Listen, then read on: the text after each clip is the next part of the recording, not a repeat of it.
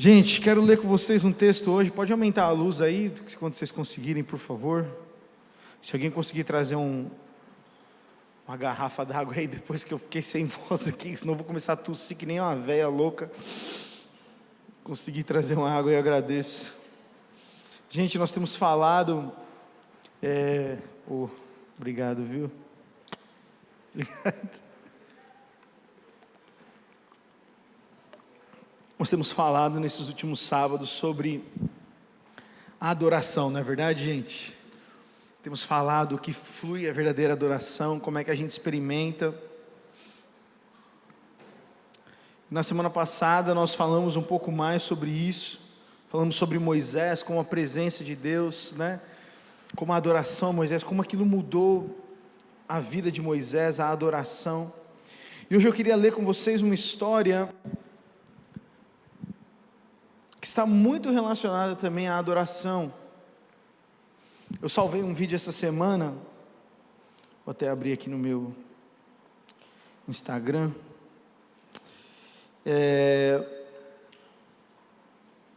Não sei onde é que eu vejo as coisas agora que eu salvei, menino. Bom, não sei, não vou achar, estou ficando velho. Eu assisti um vídeo do pastor John Piper essa semana, que ele falava isso, né, que muito impactou o meu coração.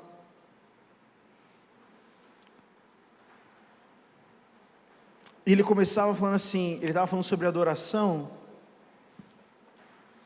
e sobre desejo, né, e foi muito interessante. Ele falou, estou tentando lembrar exatamente as palavras dele, né, ele falou em inglês, ele falava assim, não é aquilo que você deseja que você adora. Vou dar um exemplo. Muitas vezes vou dar um exemplo material, ok? Nós queremos muito um carro, por exemplo. E aí você, então, deseja tanto o carro, que você começa a adorar o quê? O carro. Então toda a sua expectativa está num carro. E esse pastor, o John Piper, ele explicou uma coisa que ficou muito no meu coração, é que ele falou assim, não é o objeto que você deseja, que se torna um ídolo do seu coração, mas simplesmente o ato de desejar.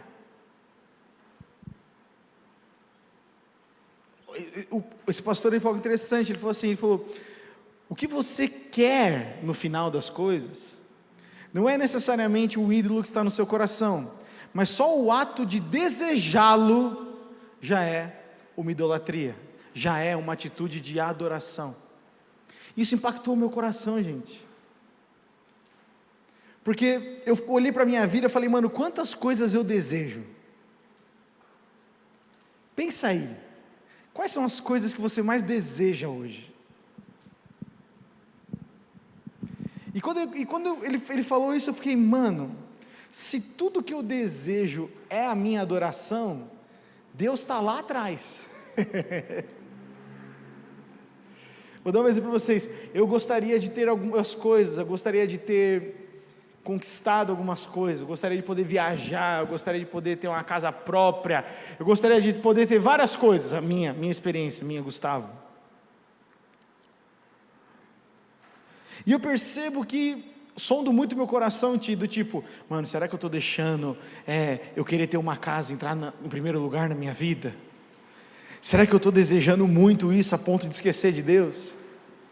E quando o John Piper falou isso, eu percebi que o ato de eu desejar isso e ficar pensando nisso constantemente é um ato de adoração, porque aquilo que está na minha e na sua mente constantemente é aquilo que a gente acaba adorando.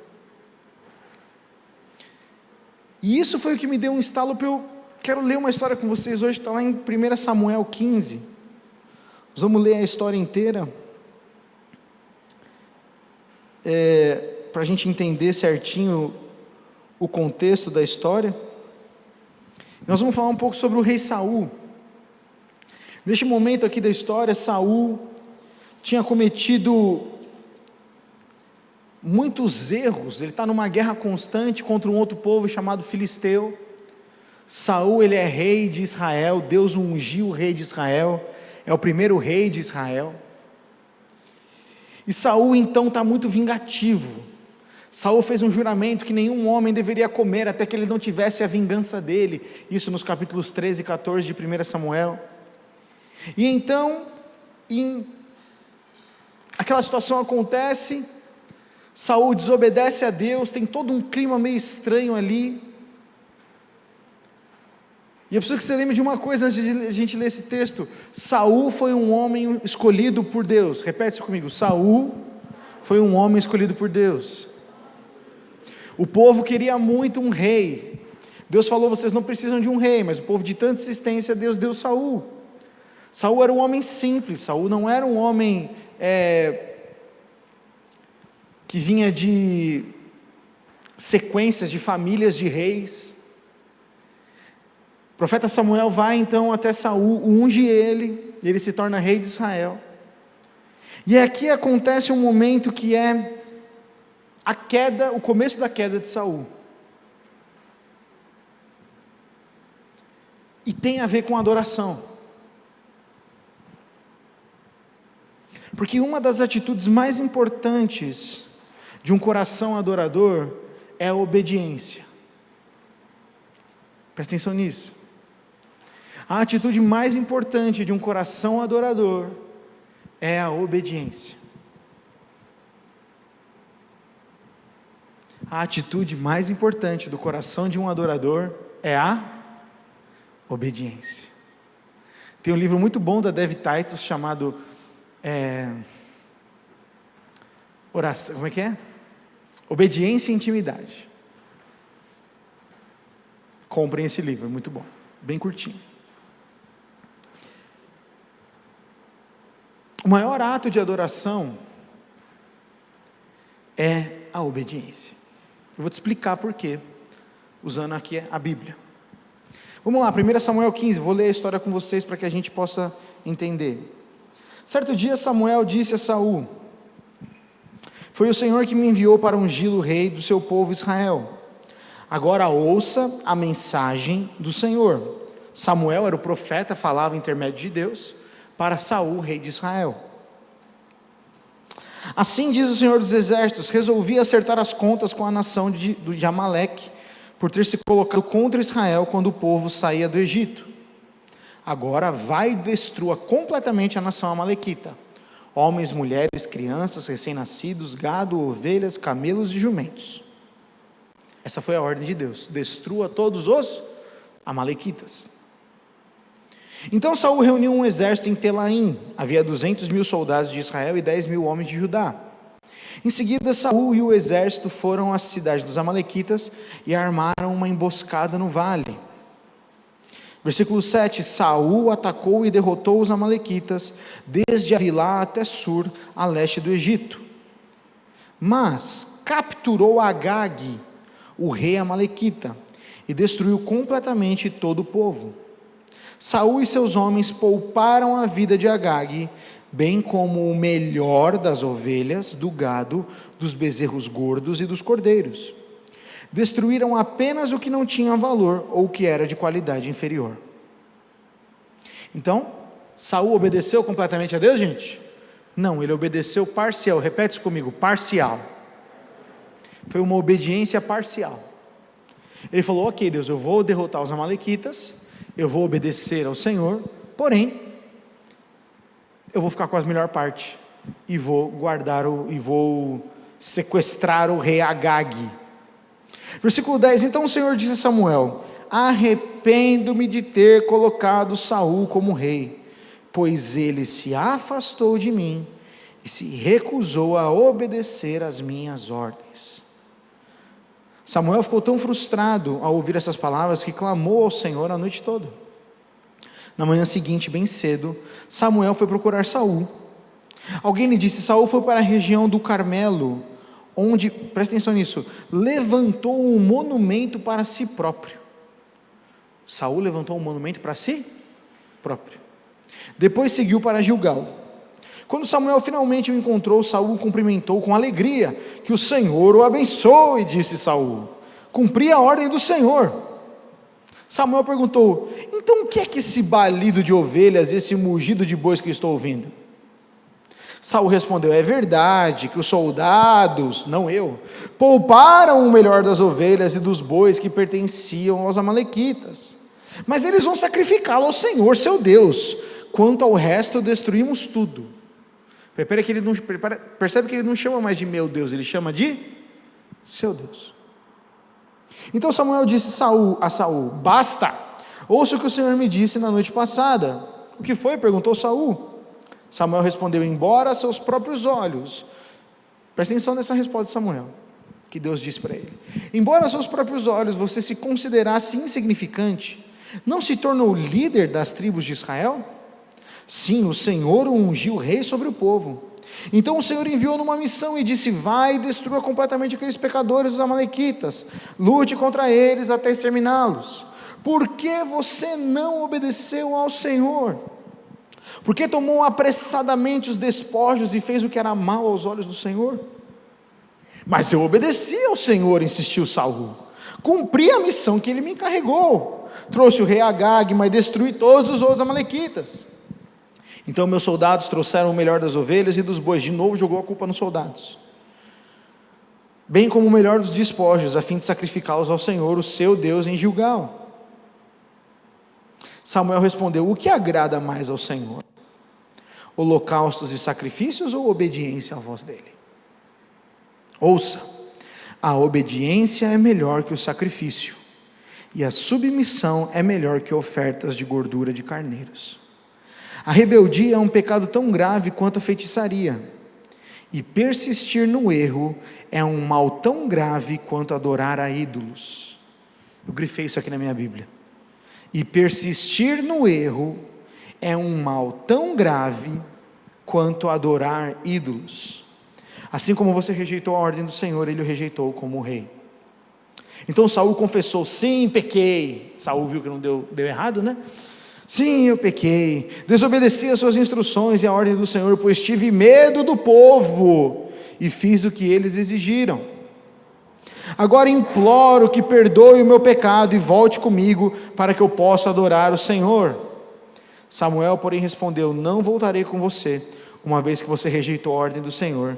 Ele o rejeitou como rei de Israel. Quando Samuel se virou para ir embora, Saul tentou detê-lo, segurando na barra do seu manto que se rasgou.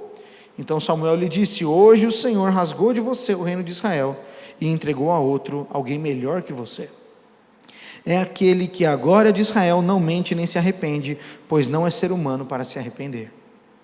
Olha o versículo 30, gente. Saul então implorou novamente: eu sei que eu pequei, mas por favor, pelo menos honre-me diante das autoridades do meu povo e diante de Israel ao voltar comigo, para que eu possa adorar ao Senhor, o seu Deus.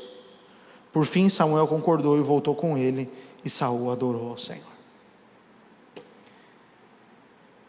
Pronto, essa é a nossa história de hoje. Algumas coisas, gente, que me impactam nisso. Primeiro, algumas curiosidades aqui. Sabe esse cara Agag, que Saul protegeu e não matou? Rei dos amalequitas. Sabe quem é ele? Ele é o ascendente, ou seja, ele é a pessoa, né, o tataravô de um cara chamado Amã. Vocês lembram de quem era Amã? Lá no livro de Esther. Amã era o cara que queria matar os judeus. Olha que interessante. A desobediência de Saul de não matar Agag. Depois o profeta Samuel vem, né, e mata Agag, depois na continuação do texto. Gerou toda essa influência lá em Amã, quando queriam matar o povo. Isso me leva a entender uma coisa, sabe? Obediência parcial a Deus, a gente não tem controle das consequências. Guarda isso na sua cabeça. Obediência parcial a Deus faz com que a gente perca o controle das consequências. Qual que é o grande propósito, gente, de obedecer a Deus? Pensa aí comigo. Qual que é a grande vantagem de obedecer a Deus? Já parou para pensar nisso? Deus está lá, eu estou aqui. Qual que é? O que eu ganho se eu obedecer a Deus? Essa pergunta define se o nosso coração obedece ou não a Deus. Porque se eu acredito, eu, Gustavo, acredito que obedecer a Deus tanto faz, que eu não tenho benefício nenhum se eu obedecer a Deus, você acha que eu vou querer pagar um preço? Sim ou não? Não. Se eu não conheço a Deus pessoalmente, obedecer a uma ordem de alguém que eu não conheço é meio loucura. Eu falo, mas quem disse que eu tenho que fazer isso? Alguém já passou por essa fase de rebeldia na sua vida já? Seu pai te dá uma ordem e você fala, me vem fazer. Alguém já foi rebelde, gente, além de mim ou não? Já foi? Ah, tá, Paulinho nunca foi, olha que anjinho do Senhor.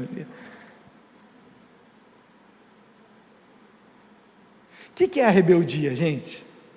A rebeldia é diante de uma ordem, onde nós temos a capacidade de obedecer, a gente fala, não vou fazer. Isso se chama rebeldia. Agora o nosso coração ele é rebelde toda vez que nós desobedecemos ao Senhor. Agora volto a dizer, se eu ouço a voz de Deus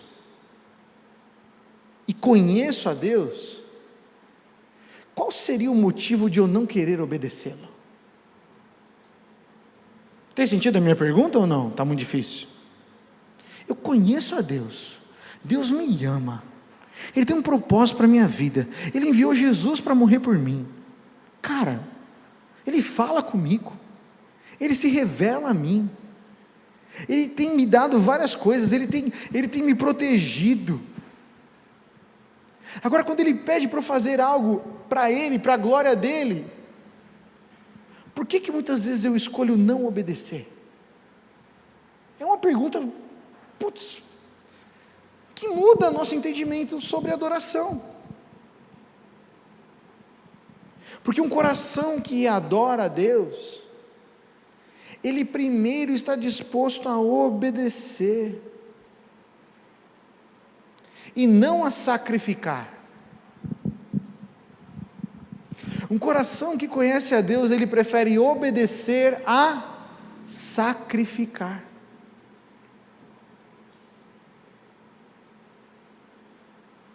Gente, é muito simples. O Senhor pede de nós pureza. Pureza na nossa mente, pureza nos nossos relacionamentos, pureza sexual, pureza de mentalidade.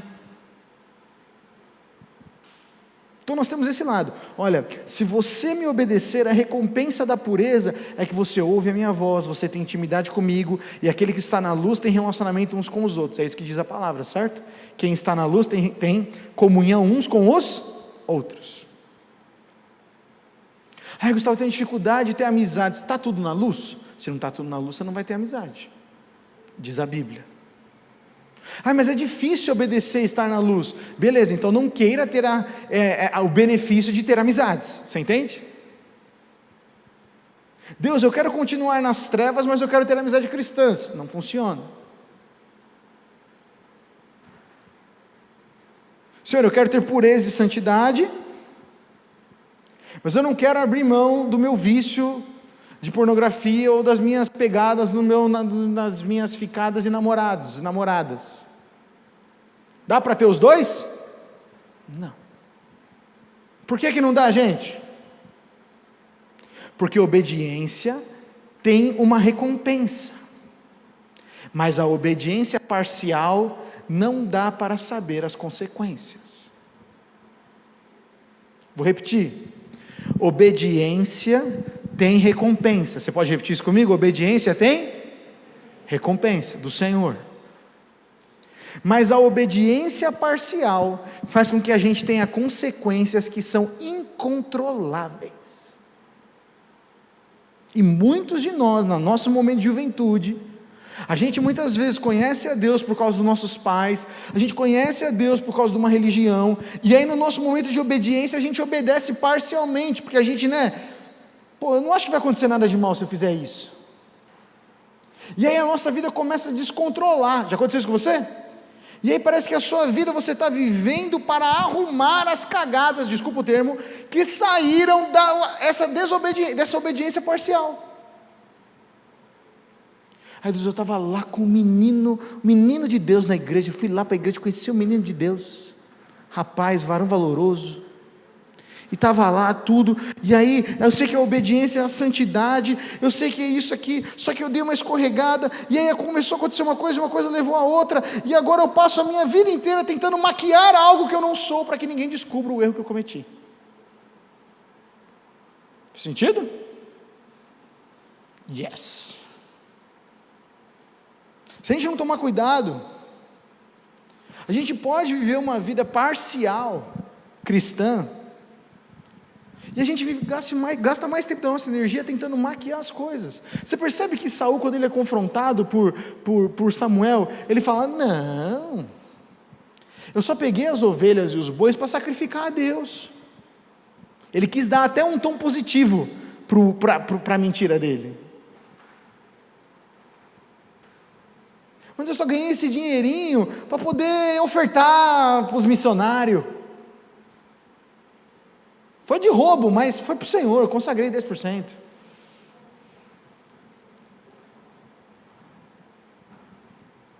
Ah, mas foi uma mentirinha branca, já ouviram esse negócio de mentirinha branca? Não tem, gente, mentirinha branca, preta, colorida, mentira é mentira. Mas foi uma mentira só para a pessoa não saber, porque se eu falar a verdade, Rick, eu ia ofender a pessoa. Leais são as feridas feitas pelo amigo, diz a palavra. Saber a Bíblia é um desafio, viu? Porque depois você muda a vida. Não tem como a gente escapar. Saul conhecia Deus, mas Saul ele escolheu obedecer parcialmente. E uma das lições que eu aprendo aqui, dessa vida de Saul e dessa atitude, que é o que mais me pegou aqui, é que a obediência parcial dele, levou ele a se auto-adorar. Você percebeu isso? Olha lá no versículo 12, Saul foi para a região do Carmelo, onde levantou um monumento para si próprio. Então eu vou, porque na cultura israelita é assim, gente, você só faz um monumento quando você tem um encontro com Deus ou Deus tem uma vitória. Então Deus aparece, Josué abre o Rio Jordão, faz um monumento no Rio Jordão, onde o Senhor se encontrou lá com Jacó, faz um monumento ali, O que é um monumento normalmente? São pilhas de pedras, alguma coisa que exemplifique que ali o Senhor esteve presente, ali o Senhor deu vitória para o seu povo. Essa é a cultura do povo israelita. Agora o Senhor enviou eles para lutarem contra os amalequitas, deu a instrução, Saul saiu vitorioso, mas ele sai vitorioso desobedecendo, você entende? Ele sai vitorioso, porque com 200 mil homens cá entre nós é difícil perder uma batalha.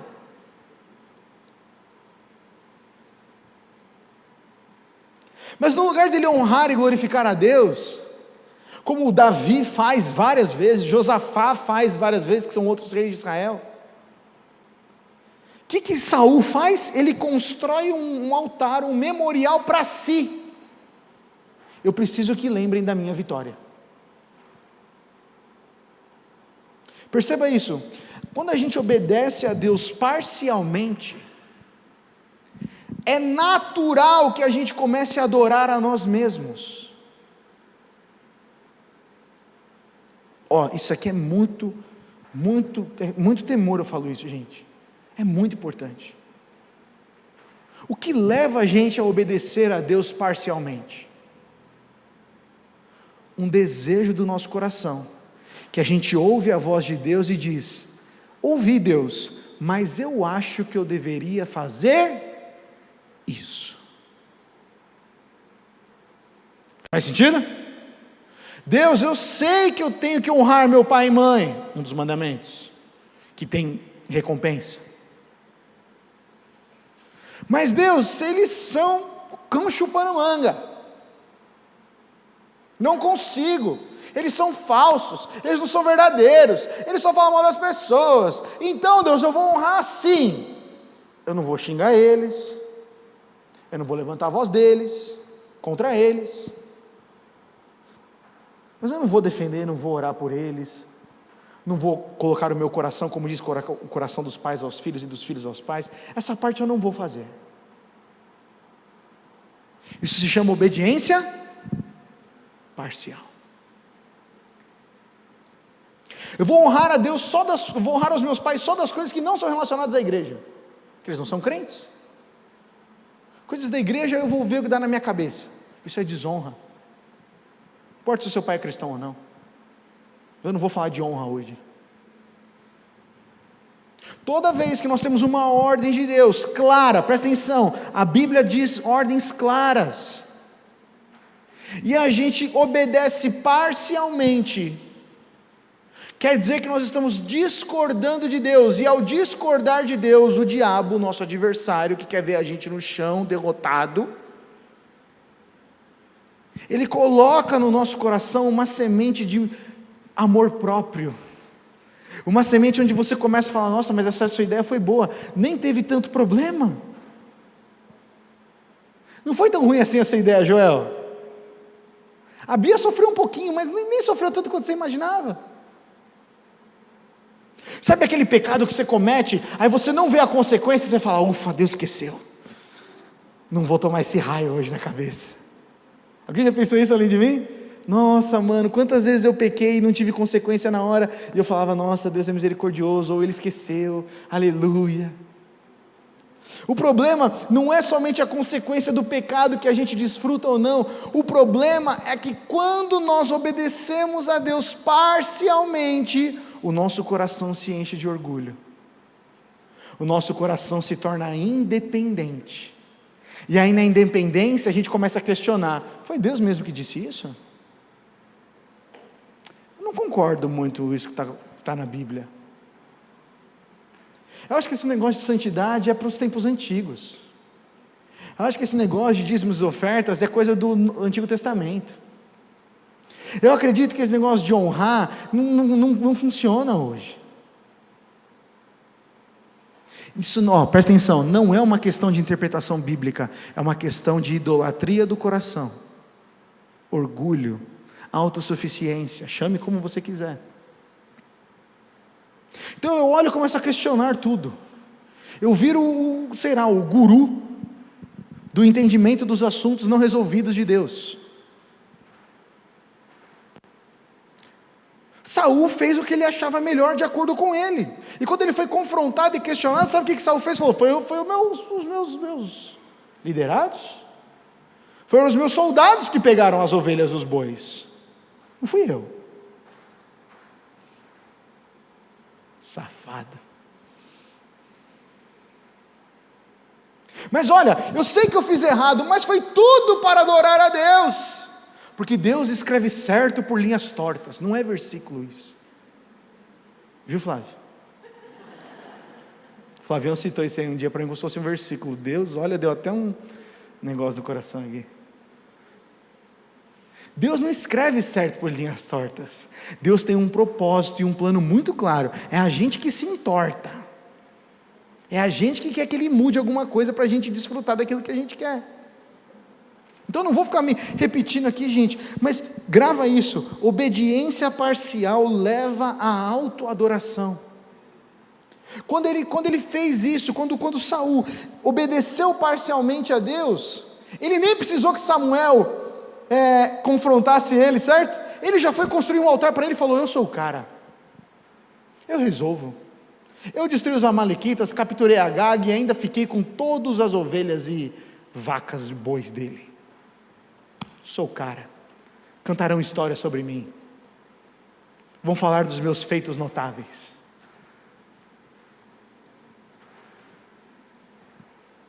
Deus sabe, repete isso comigo, Deus sabe. Deus sabe quando eu e você obedecemos parcialmente ou não, e não há ninguém que possa ser oculto ao Senhor. Amém, gente? Nada está oculto ao Senhor.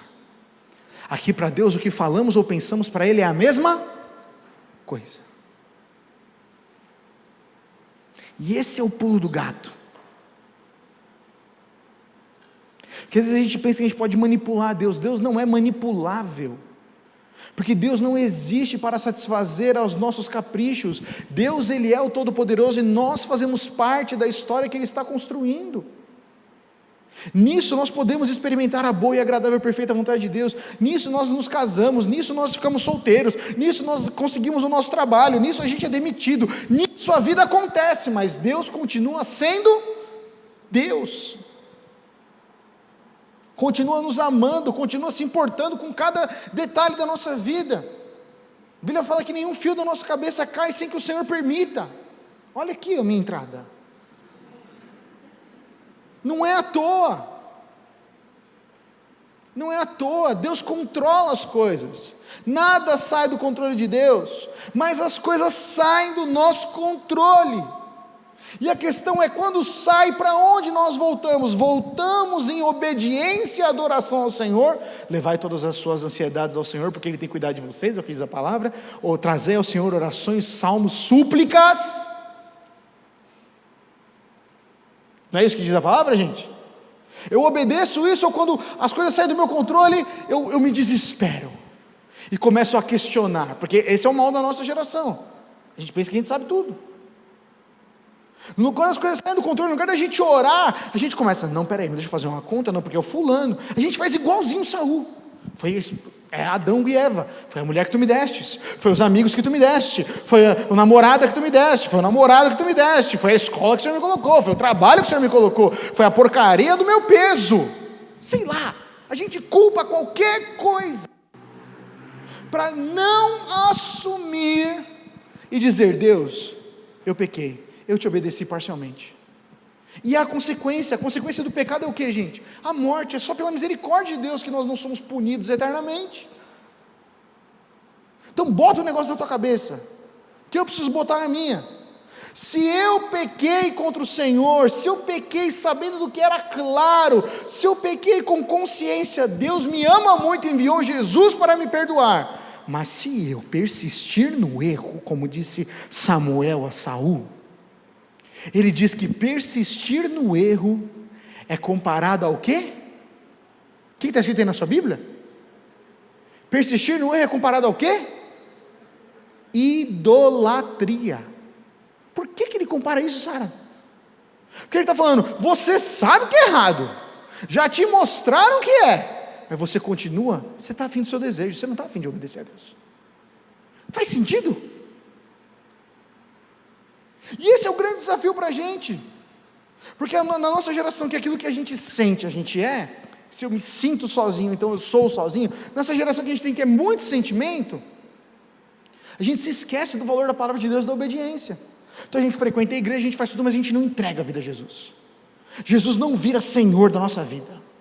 A gente namora, casa, faz tudo certinho, mas nunca falou, Jesus Cristo se torne Senhor da minha vida. Eu abro mão,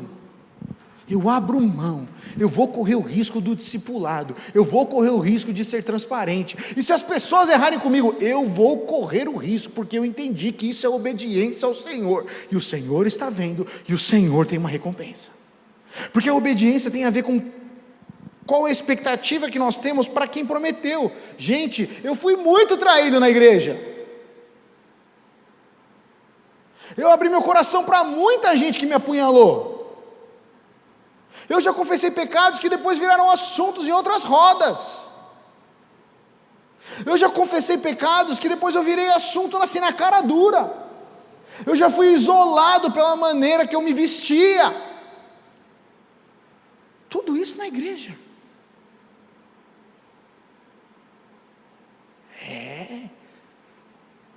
nós não somos um bando de anjinho aqui não, sofri, pensei que igreja não era para mim, mesmo sendo filho de pastor, pior ainda na verdade, passei por crises de fé, mas sabe o que me manteve? Eu olhar para bons testemunhos. Eu olhar para gente que obedecia a Deus e essas pessoas recebiam recompensas de Deus. Quando eu olhar para essas pessoas, eu falava, vale a pena. Quando eu olhava para a palavra, por que eu amo a palavra de Deus? Porque quando eu li a palavra, eu falava, mano, tem muito homem e mulher aqui que sofreu o mesmo que eu sofri e não desistiram. Se eles não desistiram, eu não vou desistir. Mesmo que errem comigo, mesmo que me traiam, mesmo que me abandonem, eu não vou desistir. Porque aí então eu conheci um nível mais profundo de Deus. Contando para vocês meu testemunho, gente, porque a vida de relacionamentos ela é difícil, ela é complexa,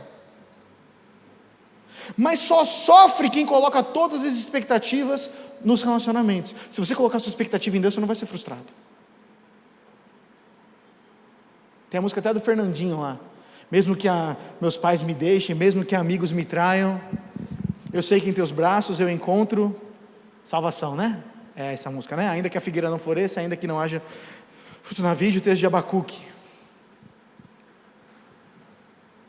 Para de ser vítima do sofrimento, do mimimi, daquelas coisas que não deu certo. Ah, é a minha que eu gostava, não namorou outro. Ah, é porque não acontece do jeito que eu queria. Para! As coisas não podem ocupar a nossa mente mais do que um dia. A gente precisa virar essa página. Porque a obediência parcial leva à autoadoração. Gente, aqui eu posso abrir várias coisas. Relacionamentos que geraram laços de alma. Relacionamentos que passaram dos limites, geram laços de alma. Laços de alma só são rompidos com confissão. Confissão a Deus e confissão a outra pessoa para ser curada, e precisa de remédio, precisa remediar, precisa sarar e precisa ter atitudes de reparação.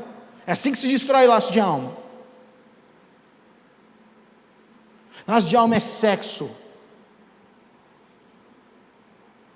Laço de alma é envolvimento hiperíntimo.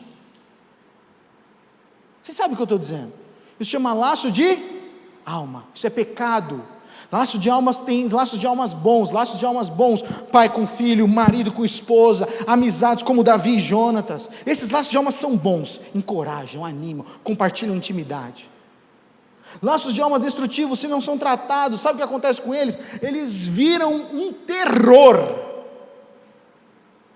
vão te assombrar o resto da sua vida, te garanto, se forem resolvidos. Por quê? Porque foi um dia que a gente não escolheu obedecer a Deus completamente, e isso ficou no nosso coração como ídolo. Sabe como é que você sabe isso? Porque eu experimentei. Não estou falando da história dos outros, estou falando da minha história.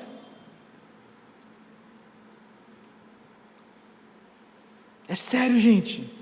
Eu vim aqui com muito temor, porque Saul ficou tão abismado com o orgulho, Saul ficou tão cego com essa autoadoração, que quando ele foi confrontado do pecado dele, ele falou, não, eu obedeci a Deus. Não acontece isso? Você ficou tão cego. Você está errando. Não estou. Mas você está errando com fulano. Não estou. Você não sabe o que ele fez para mim? Não, mas você está... Não estou. Fiz tudo isso para a glória de Deus. Pode até me enganar, mas a Deus não. Por que nós tentamos enganar a Deus com nossos sentimentos? Por que nós tentamos enganar a Deus com a nossa verdade? Para com isso, nós temos que despertar e falar, Senhor, eu sei que eu pequei, eu sei que eu errei. Você percebe que depois, olha aqui o que Saul vem e fala, mas eu obedeci ao Senhor, ele insistiu, eu cumpri a missão. Aí Samuel fala, presta atenção, o que agrada mais ao Senhor, holocaustos, sacrifícios ou obediência à voz dele? Ele dá a obediência é melhor que o sacrifício, e a submissão é melhor que a oferta. A rebeldia é um pecado tão grave quanto a feitiçaria. Por que a rebeldia? Porque a rebeldia atrai espíritos. A rebeldia atrai espíritos atormentadores. Sabia que existe? Ai não, Gustavo, não acredito nessas coisas. Acredite, o mundo espiritual existe. Espíritos atormentadores, não consegue dormir, irritabilidade, fica tudo assim, rodeando você, opressão e tal, e não consegue ter relacionamento. Por quê? Porque está rebelde no coração duro. não aceito, não perdoo. Isso atrai toda sorte de outras coisas, porque um coração rebelde não aceita o amor de Deus. Aceita, gente? Não. Aí sofre, eu estou com muito medo, mas você está obedecendo a Deus? Não. O perfeito amor lança fora o medo, só que o perfeito amor não desfruta, não se deleita onde a rebeldia. Olha aí a continuação do texto: e persistir no erro é um mal tão grave quanto adorar ídolos. Esse aqui para mim foi a revelação. Agora, o que é a obediência real? Obediência real é conduta e não sacrifício. Repete isso comigo: obediência de verdade é conduta, não sacrifício. Deus não está atrás de você querendo que você sacrifique o seu namoro, o seu trabalho, o seu celular, o seu tempo de lazer. Deus não está pedindo sacrifício para você falar: oh Deus, aqui está o meu sacrifício para que eu não peque mais. Não. Ele está falando: eu te dei, eu morri na cruz para que você tenha o controle de poder dizer, como a gente falou na semana passada, aqui não. Aqui não. Aqui eu não vou pensar isso. Aqui eu não vou agir dessa maneira. Aqui eu não vou fazer essas coisas. Foi para isso que Jesus morreu na cruz, para mim e para você, para nos dar liberdade e capacidade de escolha. Mas quando nós dizemos: não, eu quero, aí o orgulho cresce. E aí quando a gente é pego no pecado, alguém já foi pego no pecado já, além de mim? O primeiro passo é justificativa, certo? A gente tenta justificar. Não, mas é que você não sabe como é que é a situação. Tá bom. Aí o segundo passo, depois da justificativa, se não deu certo, é a gente querer perdoar os gritos, né? Então a gente fala: não, Rick, eu perdoo. O que você quer que eu faça? Quer que eu te pago, Rick?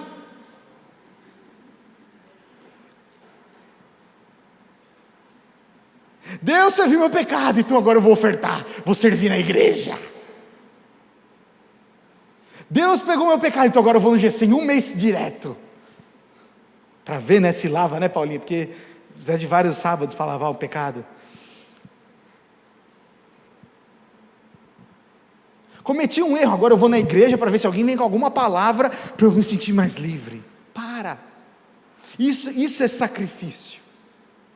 Isso é querer ficar fazendo troca com Deus. Deus te ama, Ele perdoa você. Só que não insista mais no raio do erro. Insista. Porque insistir no erro é mostrar que não houve arrependimento completo, que ainda existe um ídolo no coração. O ídolo só é destruído com arrependimento. Um ídolo não é destruído com sacrifício. O ídolo só é destruído com arrependimento. E quando a gente se arrepende, vem a verdadeira adoração.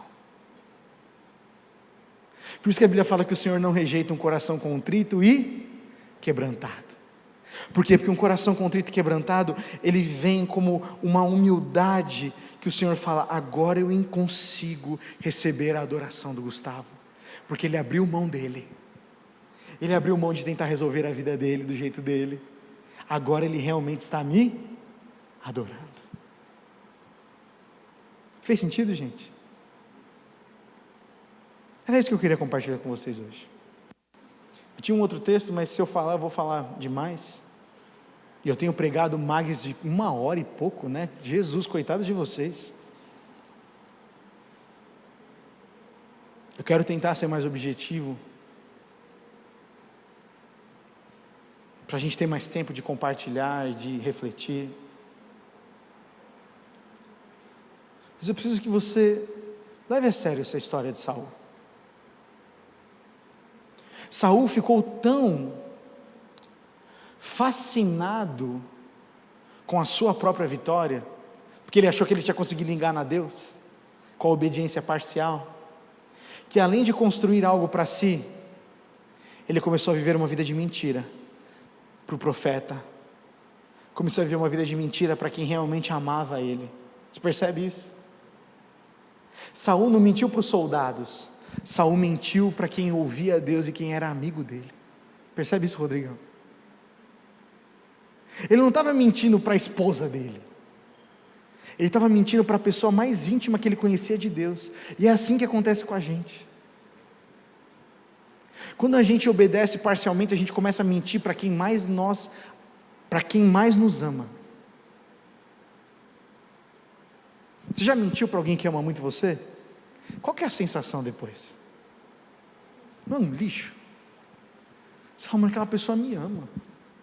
Ela conversa comigo, ela dá tempo comigo. Ela já abriu o coração comigo, ela orou comigo. E aí você mente para ela. Aí a próxima vez você vai encontrar com ela, você consegue olhar no olho, Andy? Não consegue, é sempre... Pega o celular. O outro passo, sabe qual que é, meu? Eu não gosto de intimidade, né? Não, mas isso aqui é o meu jeito, a célula tem que ser assim, distante para mim, porque eu não entendo esse negócio de discipulado, não entende porque não queres. Não entende porque não quer correr risco.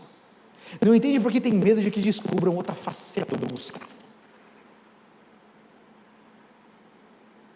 Por isso que a Bíblia fala que quem está na luz, quem anda na luz, tem comunhão.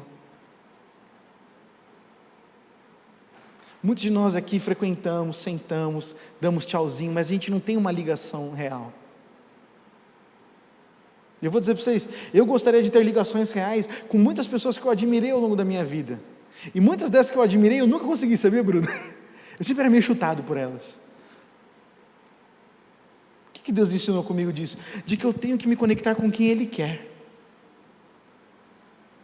De que eu devo estar atento com o que Ele quer. Mas eu não quero, eu quero gente assim. Então vai lá, constrói um altar para si mesmo e segue a sua vida da idolatria. Eu já tentei muitas vezes me conectar com grandes pregadores. E já mandei mensagem para os caras, participei de grupo de WhatsApp. E sempre tomo um gelo.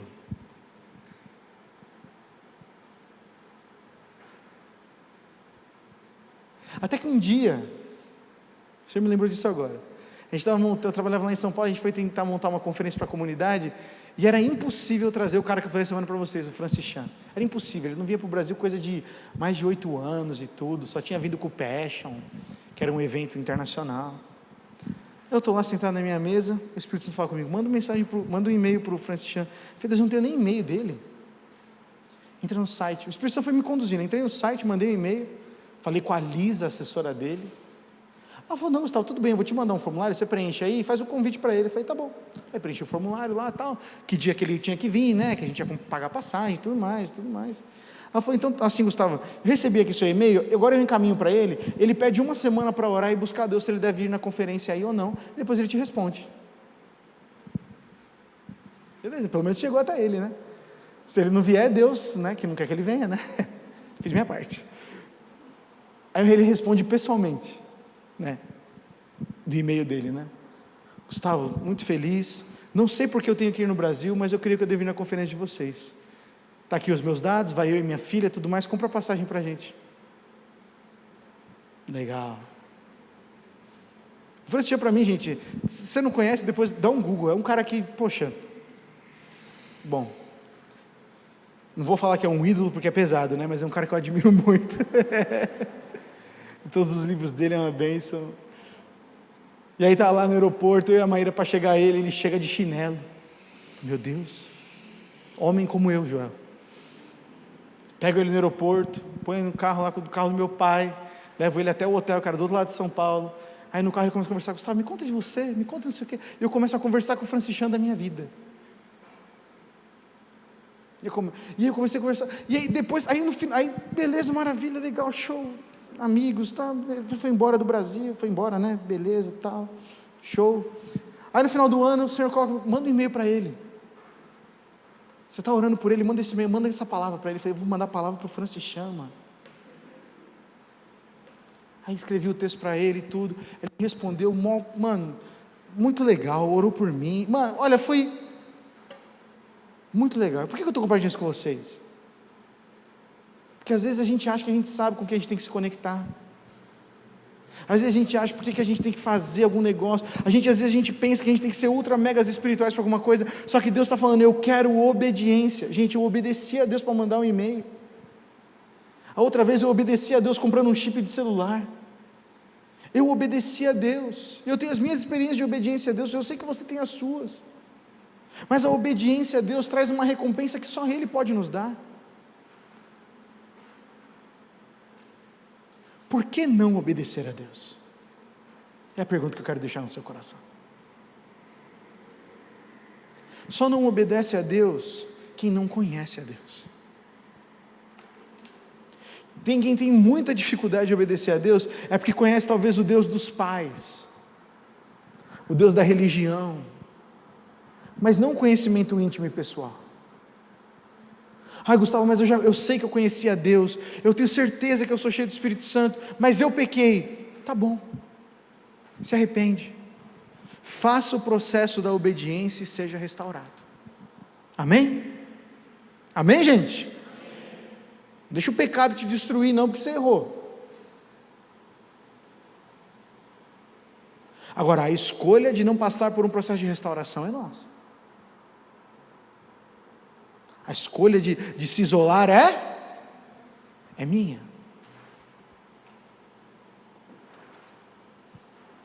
Então eu quero encerrar para a gente orar hoje. Como é que está o nosso coração quando se trata de obediência?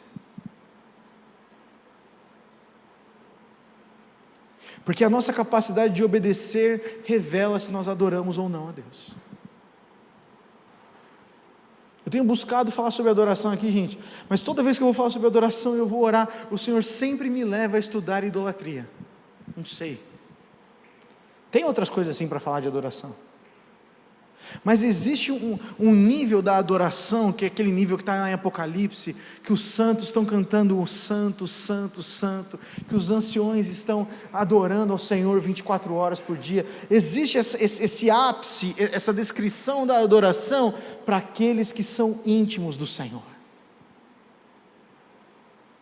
Eu não posso chegar para você e falar, gente, vamos ter uma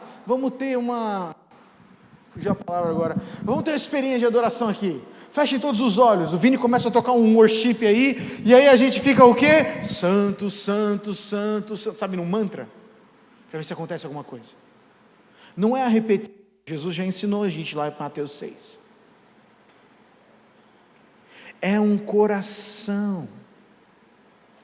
Lembra lá em Mateus 6, Jesus fala assim, não fiquem pelas esquinas repetindo em orações em voz alta, porque Deus ele não está interessado nas suas repetições, mas Ele está interessado na intimidade. Quando você for orar, vai até o teu quarto, Mateus 6,6, fecha a tua porta do teu quarto, e o teu Pai que te vê em secreto te recompensará. Presta atenção nisso, obediência completa tem recompensa completa. Obediência parcial tem consequências incontroláveis. O que você prefere? Fique em pé no seu lugar para nós orarmos. Pense um pouco aí no seu coração. Você prefere uma obediência parcial, que você tem um pouco de desfrute, mas as coisas se tornam incontroláveis? E todos nós aqui sabemos que as coisas incontroláveis roubam a gente, não roubam? Roubam a nossa alegria, roubam o nosso tempo, roubam o nosso sono. Ou você prefere abrir mão de algo agora, em obediência ao Senhor, e ter a certeza de que essa semente de obediência vai te trazer uma recompensa? São as duas opções que eu quero propor aqui hoje. Vou repetir de novo, tá? Aqui, para a gente orar. Eu sei que você vai falar que você prefere talvez a obediência. Então eu vou mudar a pergunta. Você tem preferido? E eu tenho preferido. Obediência parcial, para ter um pouquinho do gostinho, para ter a menor consequência possível. Deus, eu te obedeço 95%. Porque aqui eu tenho pouca consequência. Então não vai ser tão ruim assim. E presta atenção, aqui nós temos realidades diferentes, tá? temos gente de 13 anos, nós temos casado de quantos anos, Ni? 7. Realidades totalmente diferentes. Essa palavra se aplica a todo mundo? Opa! Com certeza. Porque nos momentos diferentes da vida, a gente pode ser tentado a obedecer a Deus parcialmente. Eu não sei o que está pegando com você. Talvez o seu líder de célula saiba, talvez os seus amigos íntimos saibam. Mas se você está enfrentando sozinho, deixa eu te pedir uma coisa: se arrependa. Para de comentar do problema da vida dos outros na célula, fala do seu coração. Para isso que existe a célula. Não é para comentar o outro, né? Bruno senta aqui na nossa célula, aí Bruno fala: nossa, a Camila está me dando um trabalho, gente amada. Olha a menina ali. Aí eu viro para o Bruno e falo assim: Bruno, essas mulheres são muito difíceis. Mas faz assim, e dou todos os passos para o Bruno fazer.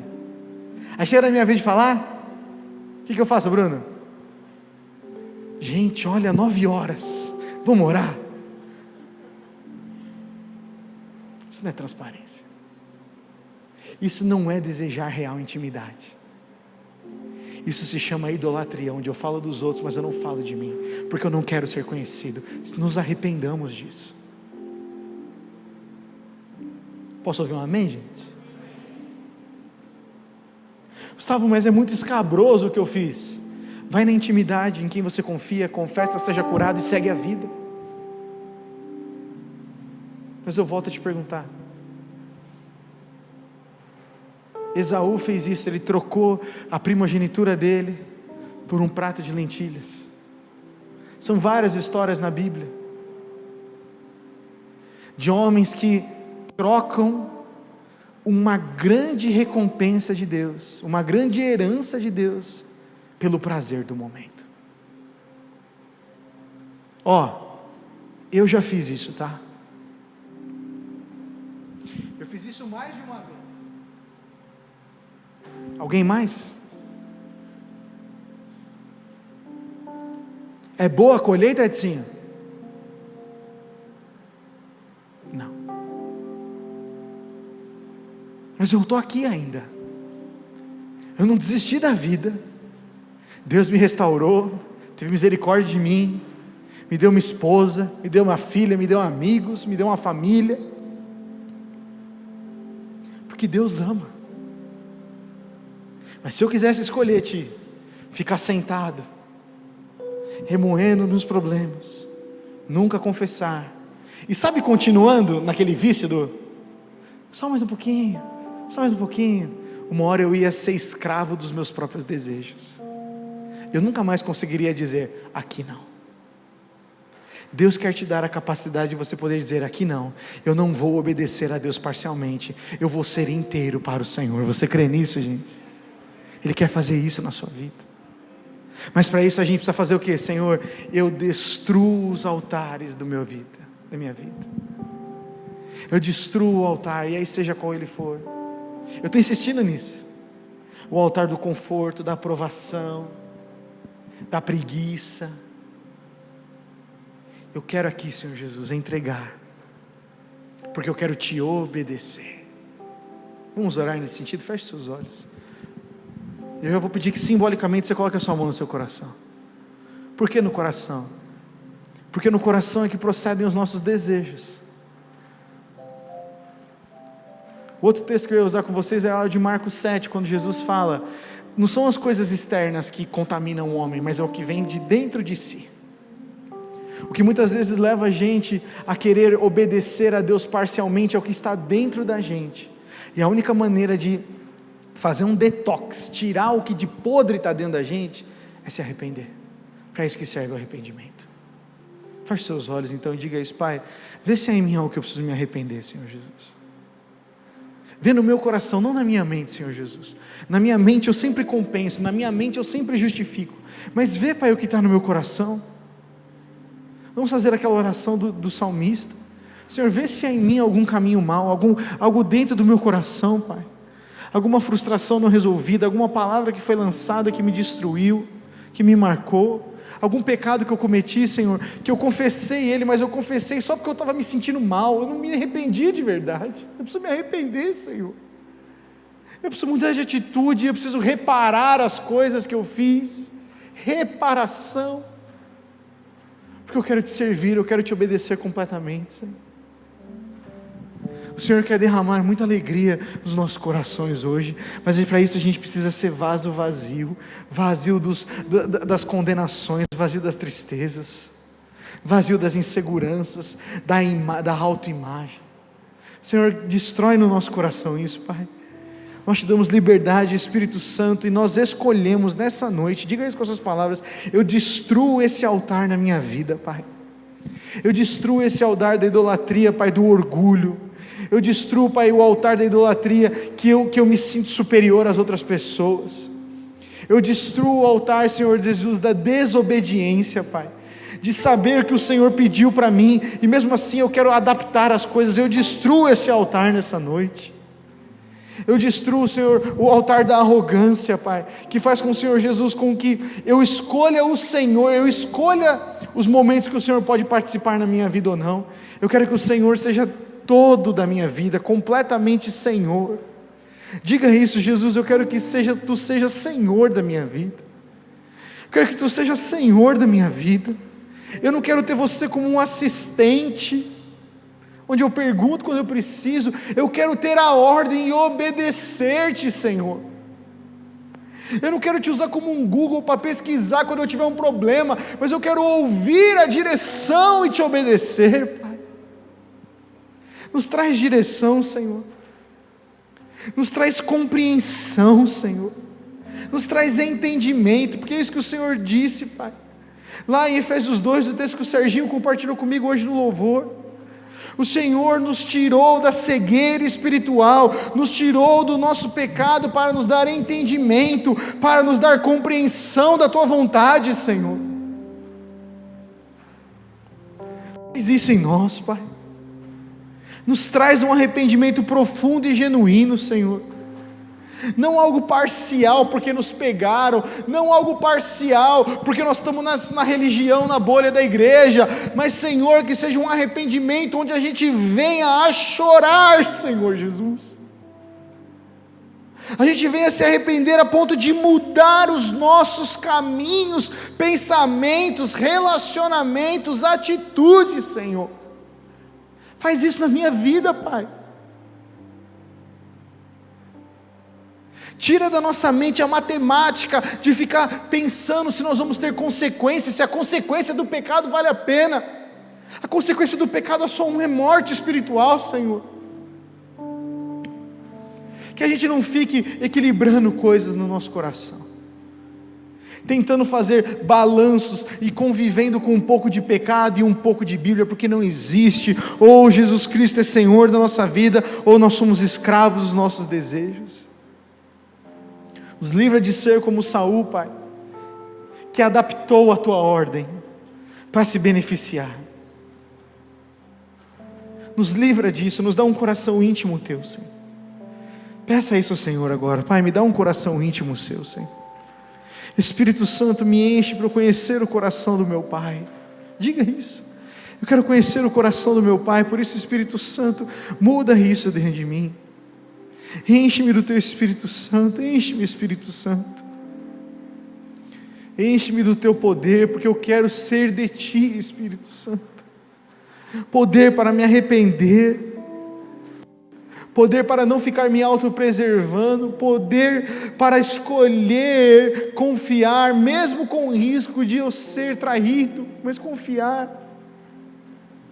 Nos dá poder para obedecer, Senhor, porque essa foi a Tua promessa lá em Ezequiel, que o Senhor nos daria um coração novo, não capaz de realizar muitas coisas, mas um coração novo, capaz de obedecer, Pai. Resgata esse coração em nós.